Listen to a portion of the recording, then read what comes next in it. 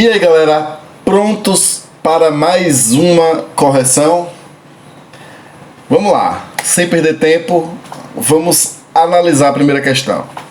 A tabela mostra quantos ingressos foram vendidos para um filme de animação adorado pelas crianças. Observe-a e responda as três próximas perguntas. Então veja só. Então nós temos aqui os ingressos vendidos para Monstros Insaciáveis número 6, que é um filme que a tabela mostra 2 dias, mostra o sábado e mostra o domingo, em 3 sessões diferentes. Então, das 14 horas, das 16 horas e das 18 horas. No sábado, as 3 sessões deu um público de 110 pessoas, o que nos leva a acreditar que a lotação máxima desse cinema seja de 110 pessoas. No domingo houve uma variação, também tendo o máximo aqui de 110 pessoas. Mas esse não é o ponto principal da questão. Então vamos observar agora as questões que interpretam essa questão. Efetue uma multiplicação cujo resultado seja um número de ingressos vendidos no sábado. Então olha só, no sábado eu tenho 110, 110 e 110. Se você prestar atenção, você pode fazer 110 mais 110 mais 110. Só que quando você soma um número repetidas vezes, você pode fazer uma multiplicação. Então nesse caso aqui, podemos fazer 110 vezes 3. Fazendo aqui, ó, 3 vezes 0, 0, 3 vezes 1 e 3 vezes 3, 3. Então, a primeira resposta seria 110 vezes 3 igual a 330, ok? Vamos para a segunda questão. Efetue uma adição cujo resultado seja o número de ingressos vendidos no domingo. Então vamos limpar o que a gente fez na outra questão e vamos colocar aqui o que foi feito no domingo. Então no domingo nós iremos representar através de uma adição. Então vai ser 84 mais 110, deixa eu dar uma organizada melhor, mais 110 mais 67. São esses 3 valores aqui, ó. 84, 110 e 67. Então vamos somar esses valores aqui. Então, vamos lá. Fazendo a soma, 7 mais 4 dá 11. Então, 1 e sobe 1. 1 mais 8, 9. 9 mais 1, 10. 10 mais 6, 16. Sobe 1. 1 mais 1, 2. Então, nós temos aqui 261. Ou seja, qual vai ser a adição? 84 mais 110 mais 67 igual a 261. Ok, galera? Vamos mais uma vez limpar e vamos observar a próxima questão. Efetue uma subtração para saber quantos ingressos foram vendidos no sábado a mais que no domingo. Então observe que no sábado foram vendidos 330, no domingo 261, então a gente percebe que no sábado foi vendido ingressos a mais. Só que ele quer saber quantos ingressos a mais. Então vamos fazer 330 menos 261. Então fazendo a continha aqui, ó, que vai dar... Dá pra fazer 0 menos 1? Não, então tem que pegar emprestado. Então aqui fica 2 e aqui vai ficar 10. Boa. Então 10 menos 1, 9.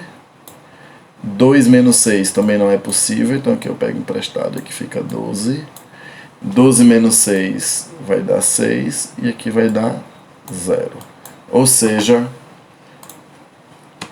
efetue a subtração para saber quantos ingressos foram vendidos no sábado a mais do que no domingo. Então vamos lá.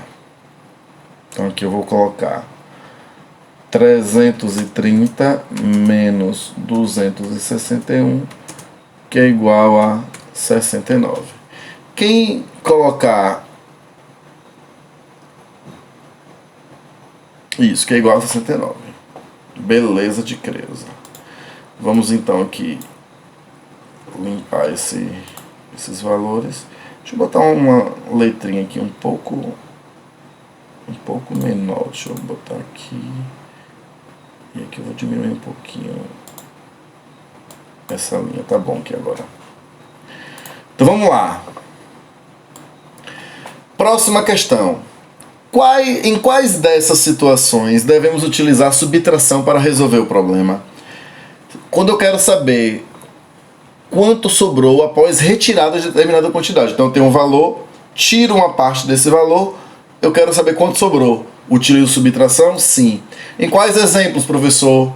Samuel tem R$1.000, gastou 500, com quantos reais ele ficou? Então, eu tinha 1.000, tirei 500. Então, 1.000 menos 500. Uma outra situação. Das 25 bolinhas de gude que Samuel tem, ele perdeu 7. Então, você tem que fazer uma conta de subtração para saber quantas gudes sobraram.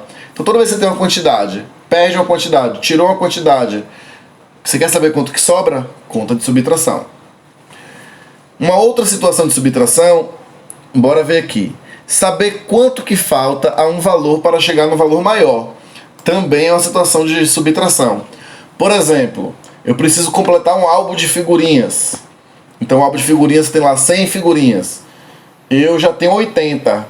Quantas figurinhas faltam para completar? Então, quando eu tenho um valor, eu quero ver quanto que falta para chegar em um valor maior, eu também utilizo a subtração. Juntar uma quantidade em outra. Aí é uma ideia de adição. Repartir em partes iguais e saber a parte que cabe a cada um. Então, essa é uma situação de divisão. Então, não é de subtração. Comparar dois valores e perceber o quanto um é maior do que o outro.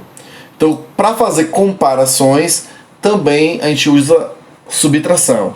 Por exemplo, Samuel tem R$50, Janaína tem R$40. Então, quanto um tem a mais do que o outro, eu quero comparar as duas quantidades. Então, eu pego a quantidade maior e diminuo a quantidade menor. Então, aqui também é uma situação de subtração.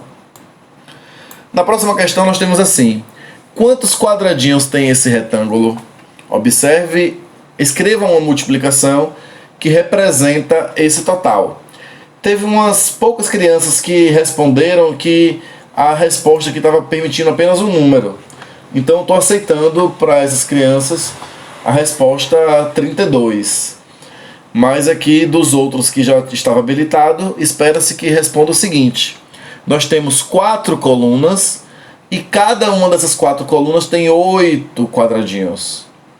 Ou eu posso pensar também que eu tenho 8 linhas e cada uma dessas linhas possui 4 quadradinhos. Então, tanto faz fazer 4 vezes 8 como fazer 8 vezes 4, que o resultado é o mesmo.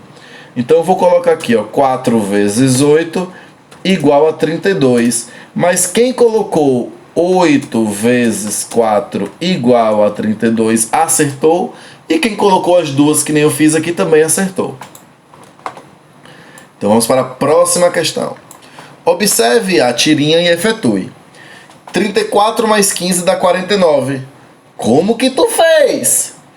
Fiz primeiro 34 mais 10, que dá 44. Aí o menino fala, mas é para somar 15, não 10. Aí o outro fala, hahaha, você não contava com minha astúcia? Já que é para somar 15, agora eu somo 5, que está faltando. Então 44 mais 5 dá 49. Aí ela, entendi. Então é só fazer as contas por etapas. Então, ao invés de fazer 53 mais 24 de vez, eu faço 53 mais 20, que vai dar 73, e o resultado eu somo o 4, que é da unidade. Então, 73 mais 4 vai dar 77. 45 mais 34, a mesma coisa. Então, eu faço 45 mais 30, porque o 34 é o mesmo que 30 mais 4. Então, eu faço 45 mais 30, que vai dar 75. Do resultado, eu somo 4. 76, 77, 78, 79. Então aqui a resposta é 79. Na letra C, 72 mais 15. Então eu faço 72 mais 10, que vai dar 82. E o resultado eu somo 5. Então 83, 84, 85, 86, 87. Então aqui vai dar 87. Na letra D nós temos assim, 26 mais 13. Então eu posso somar 10 e depois 3. Então 26 mais 10, 36. E 36 mais 3, 39. Então assim a gente responde essas questões, que foi bem tranquilinho, acredito eu, para vocês. Então vamos lá, para a última questão. O odômetro, o que é o odômetro? O odômetro é aquele equipamento que tem no carro que mede quantos quilômetros o carro andou desde que saiu da fábrica. Então quando o pai compra o carro, o odômetro vai marcar 0 quilômetro.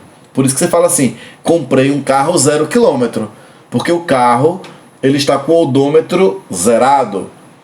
Quando você sai da fábrica ou da loja que vendeu o carro e que esse carro começa a se movimentar, o odômetro começa a contar a quilometragem daquele carro, quantos quilômetros aquele carro percorreu. Então vamos supor que o carro de João ele registra 29.389 quilômetros rodados, ou seja, desde que ele foi comprado, ele já percorreu toda essa distância. Está agendada uma revisão no veículo que deve ser realizada entre 29.000 quilômetros e 30.000 quilômetros.